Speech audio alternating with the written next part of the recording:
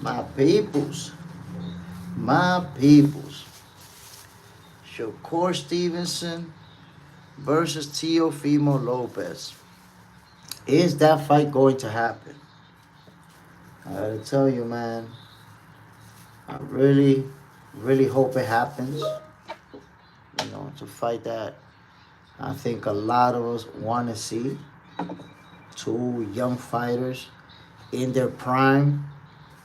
And I tell you, you know, we've already seen Shakur and Teofimo face off with each other. So it look like that fight is right there to be made, man. I hope they negotiating. John Paraman, the building, salute my brother. I hope Shakur Stevenson and Teofimo Lopez, man, that fight happens.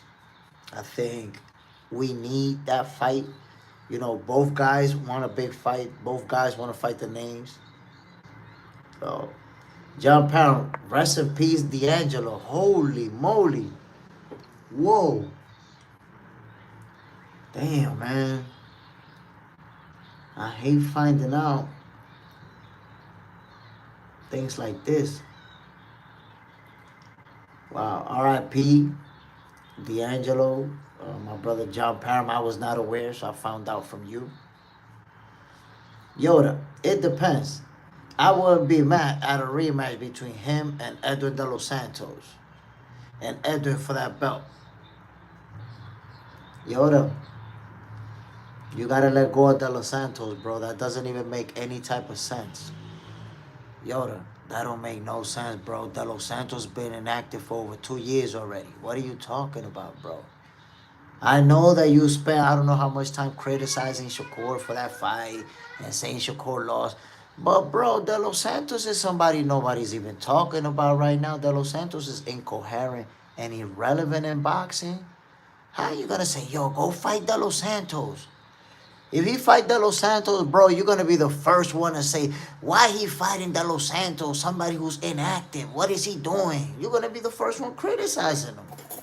That don't make no sense, bro. We talking about Shakur Stevenson fighting Teofimo Lopez, and you bringing up De Los Santos.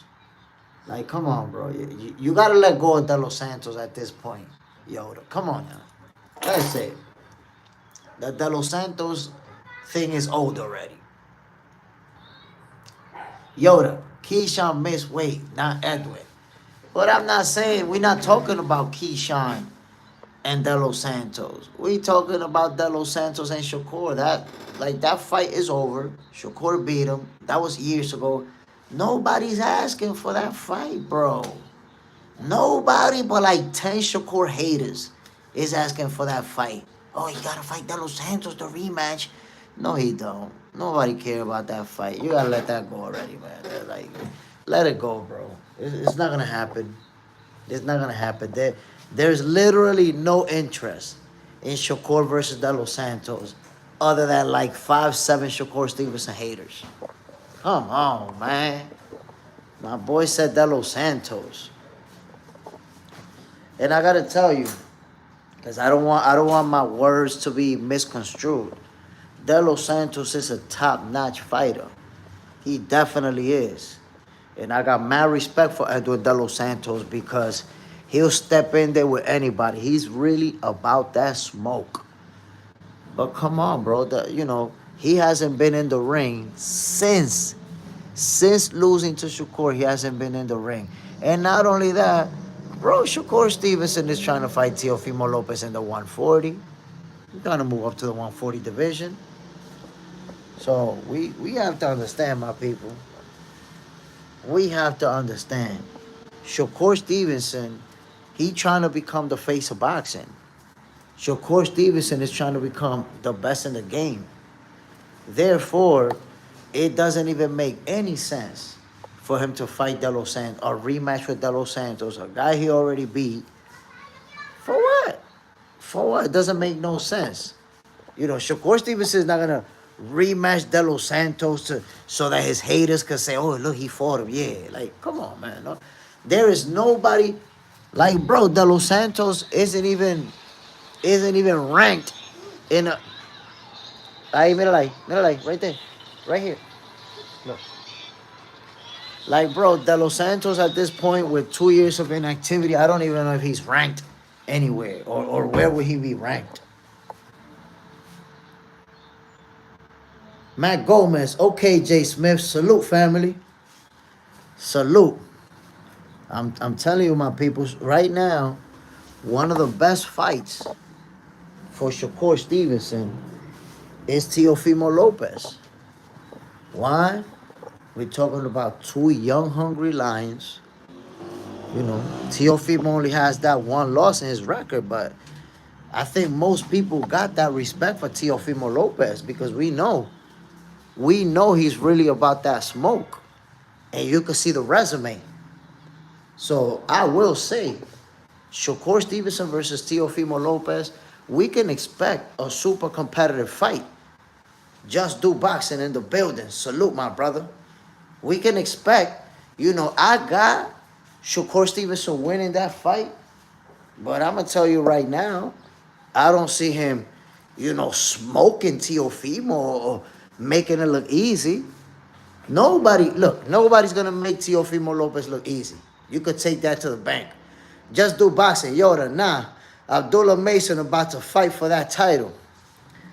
Of course. And Abdullah Mason is going to grab that title. Much respect to Sam Noki or Sam Noakes. I don't know how to pronounce the last name. Much respect to him. I know he could fight. But nah, man, it's going to be Abdullah Mason's title. So, and you want to hear something funny? I thought, check this out, Just Do Boxing. I thought that they were going to match up Abdullah Mason with Edwin De Los Santos for that vacant strap. Because I figured, you know what, Edwin De Los Santos was going to get a title shot, right? So if he's going to get a title shot and the champion didn't make weight in this case, then he should have been the first in line for that title shot. I felt like Edwin should have been the guy. I mean, the guy, completed a full training camp and everything. Only to be told, nah, we're not going to fight. It's a wrap. And by the way, for those of you who are not aware of this, De Los Santos still wanted to make the fight. Don't get it twisted. He wanted to make the fight, and it was his promoter who didn't allow it. Because he was like, nah, he could get hurt. And if he get hurt, blah, blah, blah. But in reality, I think the promoter just wanted more money. I think the promoter was like, you know what, give us a couple mil or give us some, like something crazy to make the fight still happen. And they didn't budge. Maybe something like that. Because I tell you what, Keyshawn Davis versus Edwin De Los Santos, man, we was talking about that fight. We wanted it. We was predicting it.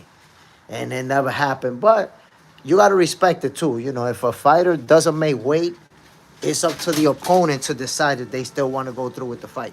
So you got to respect it if they choose not to.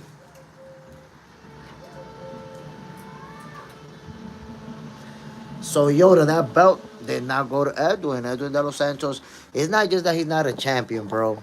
Edwin hasn't been in a ring in a long time. So it's crazy, after 2 years of inactivity, to ask him to come back and fight Shakur. That's crazy, Yoda. This guy hasn't been in the ring in 2 years already. Way too much inactivity to come back and go straight for Shakur. Not only is he going to get cooked, people not going to give Shakur no credit. Coming off of a 2-year hiatus, people are going to say, oh, Shakur fought him after he was inactive. This time, this win doesn't really count. It's going to be all type of crazy stuff. Edwin De Los Santos, he got fights that he could make. Hopefully, he can get active this upcoming year, and make stuff happen. By the way, my peoples, all the hate that Jaron Ennis is getting, I find it crazy because he's only 28 years old. How is it that Boots is only 28 years old and yet he's getting hate like crazy?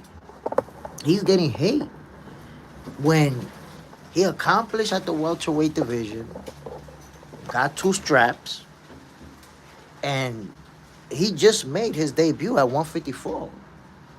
What's the fuss all about? What's the hate all about? He not allowed one tune-up in the division? John Parham, G. Smith.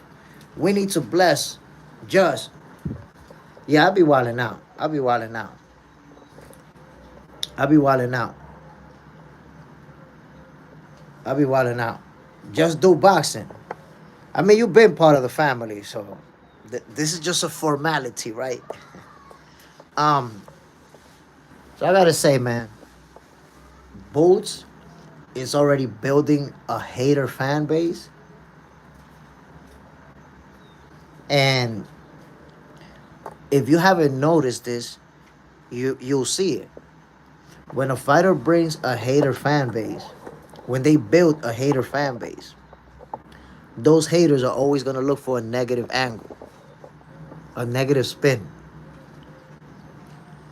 And then you start sounding crazy because then you get to the point where the guy starts showing greatness, but you already got to stick to your guns. You already got to stick to he's not as good as people say.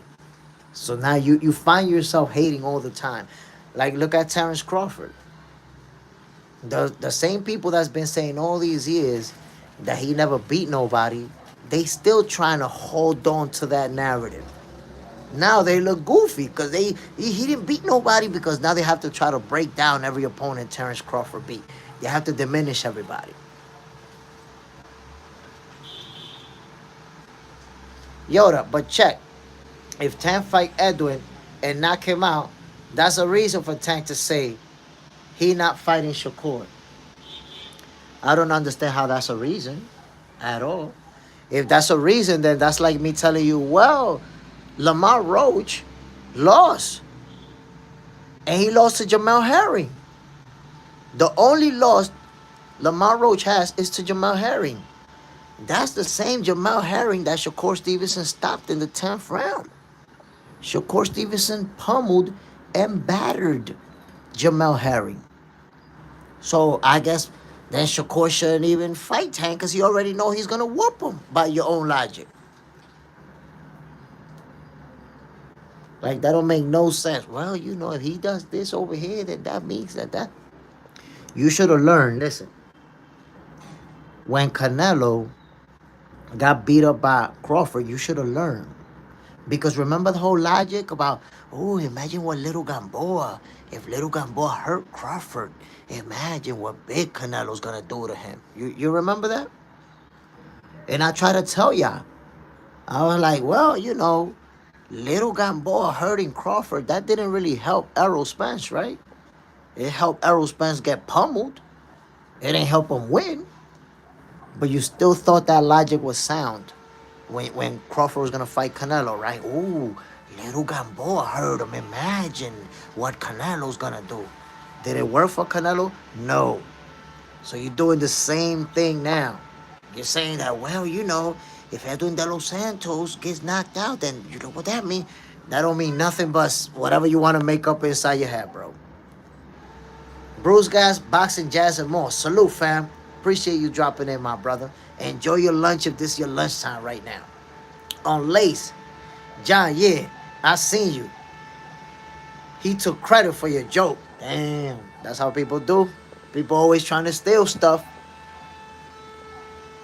People always trying to steal stuff. They'll steal your property. They'll steal your jokes. They'll steal everything. They'll steal your personality if they could, goddammit. Yoda, what I'm saying is triangle theories are excuses that fighters use not to make fights. Yoda, that's cap. Triangle theories is only something that casual fan base use to try to make a talking point. No fighter ever uses no triangle theory to get out of fights. You can't make a single example right now. You can't. That does never happen. Nobody says, well, I'm not going to fight him because he fought this dude. Look what happened with... Nobody does that. Only fans and haters. Usually haters. John Parham, on Lace, not really. He repeated what I said with laughing emojis, and I just thought he said it. John Parham, Bruce, salute, G. Look, I'm going to tell you guys like this. There's a reason why Tank Davis hasn't fought any of the top dogs and it's already talking about retirement. Clarissa Shields said it. Scary. Be scary. Bam Bam Boogie. Tio versus Shakur will be a boring fight. What? You said that. You said that about Shakur and Zepeda, and then you had to watch Zepeda get beat up. Remember that? Remember?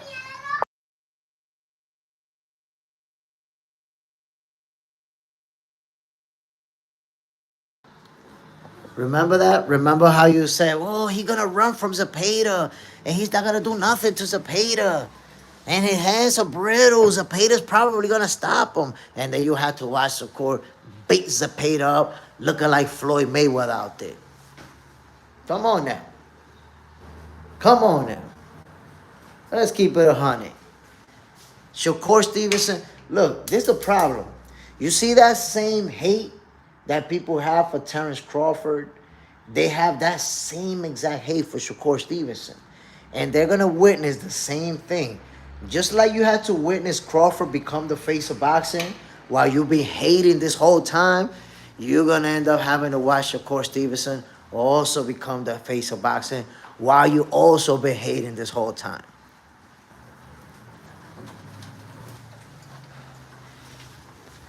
I just hope that 15, 20 years from now, when everybody's saying that Crawford's one of the greatest of all time, I just hope, Yoda, you tell the people around you, yeah, man, he one of the greatest. But when he used to fight and when he was showing his greatness, I was hating the whole time, man. I was diminishing his opponents. I was discrediting his accomplishments. I hated the whole time. And I wanted him to lose badly. Boy, he just kept proving me wrong, and now he's one of the greats. That's the kind of thing that you're going to have to say in the future, Yoda. And you're going to have to say it about Shakur Stevenson, too.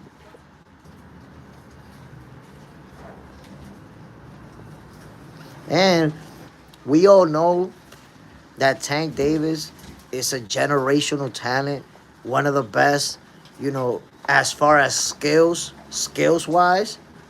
Tank Davis is that dude. But resume-wise, you done had Shakur Stevenson, Devin Haney, Teofimo Lopez, all in your same weight class, while you had that Mickey Mouse belt and you didn't fight none of them. Come on, man.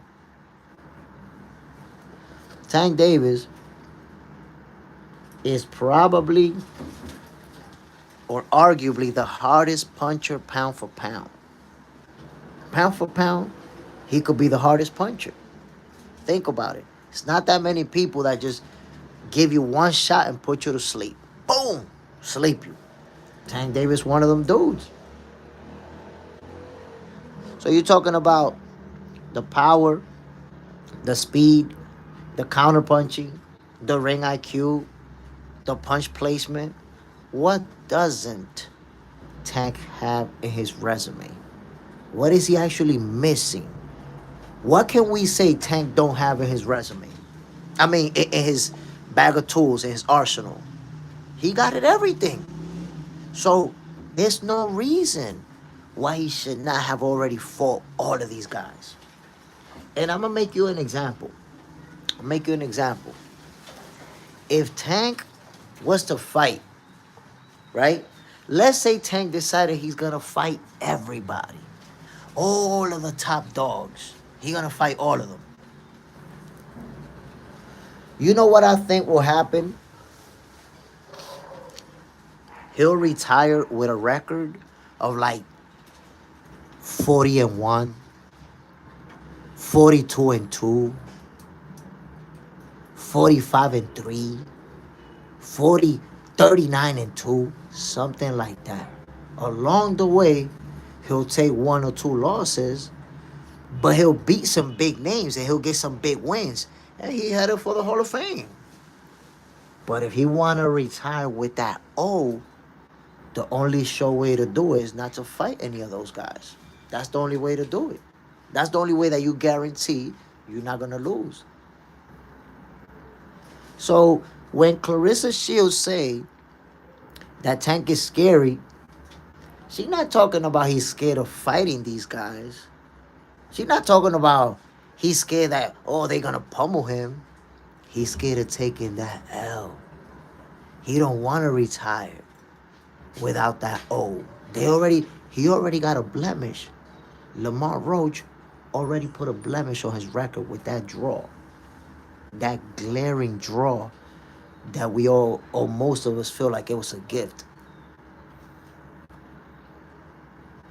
John Parham, I think he would retire 39-2 at worst. But then that's what I'm trying to tell you. If he retires with 39, 40 wins and take 1 or 2 L's, he's still going to have a great resume and 4 or 5 huge fights and some big wins. Because if he fight T.O. Devin, Shakur, a few other champions, Subriel Matias, for example, if he fight all of these guys, he's going to beat most of them. He's going to walk out of there with the W against most of them. But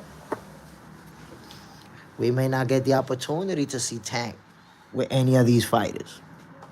And that's sad because it's like I told y'all, when we talk about skill for skill, Tank Davis one of the best.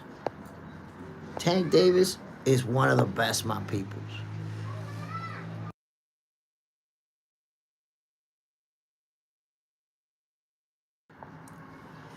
MS, what kind of goofballery is this? Salute Jay Smith and fam. Salute my brother. Appreciate you dropping in.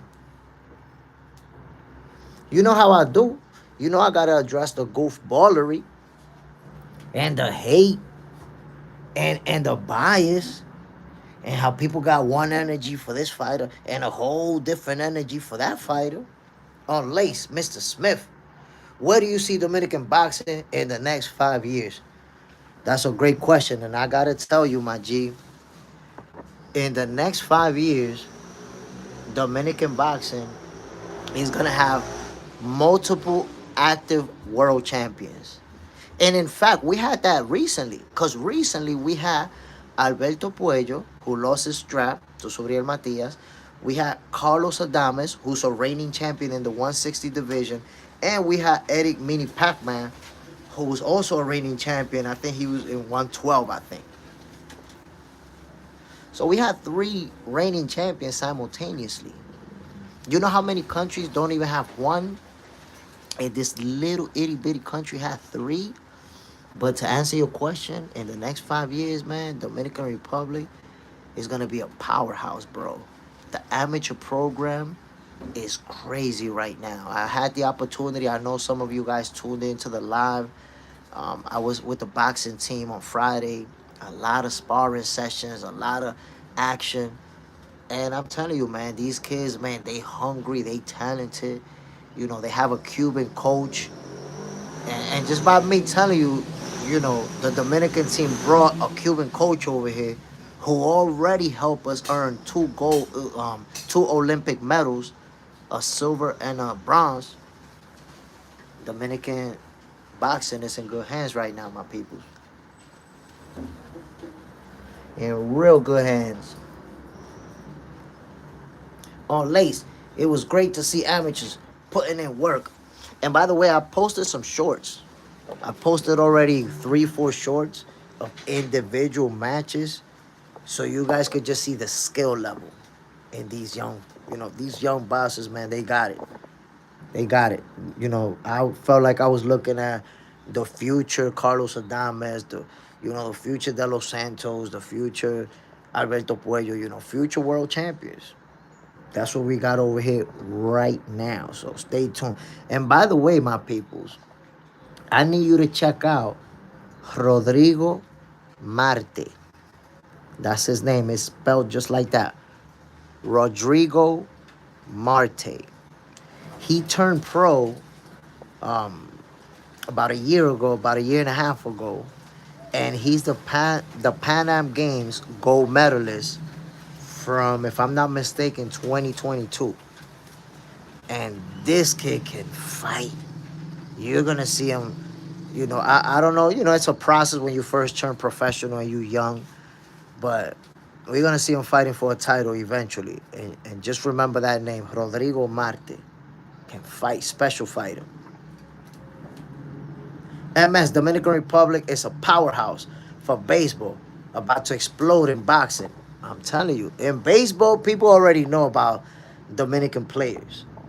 Look, I'm gonna tell you guys something that I'm pretty sure most of you don't know about Dominican baseball. Dominican baseball is so high level that every single Major League Baseball team has a facility, a training camp in the Dominican Republic. Every single team, the Mets, the Yankees, the Dodgers, and so on and so forth. They all have a training camp over here in the Dominican Republic. They all recruit players directly and bring them to their camps. So they're here for a reason. I'm trying to tell you, Dominican baseball is and and part of that is because you see kids out here like 5, 6, 7 years old playing baseball with a broomstick and a cap from a bottle of soda. You could swing at that joint 50 times and not hit it, bro. And these kids is pitching curveballs and batting that cap. Pa! Pa! Pa! Consistently. So these kids, they just grow up with that hand-eye coordination, man, and they be real good at batting, real good at throwing. And Major League Baseball, they was like, nah, we're gonna set up shop over there, man. And it's like I told you, every single team has a facility in the Dominican Republic where they do the scouting, hold their training camps, all that good stuff. Um, my peoples, I want to give a shout out to everybody who tuned in. You know, a little lunchtime to talk about boxing, address the hating on Jaron Ennis, the hating on Shakur Stevenson, the hating on Terrence Crawford. Damn, there's a lot of hating going on. But that's how you know that a fighter is great. So there you have it, my peoples. Once again, salute to everybody for tuning in. I'm Jay Smith. This is Box Center, your favorite boxers, favorite boxing show. Don't forget to hit the like button. Don't forget to subscribe. Don't forget to share these videos, my peoples. I need you guys to help me with sharing these live. Let's put the people on, man. Let's let everybody know that this way is at right here. Y'all already know, man. I'm out of here. Peace.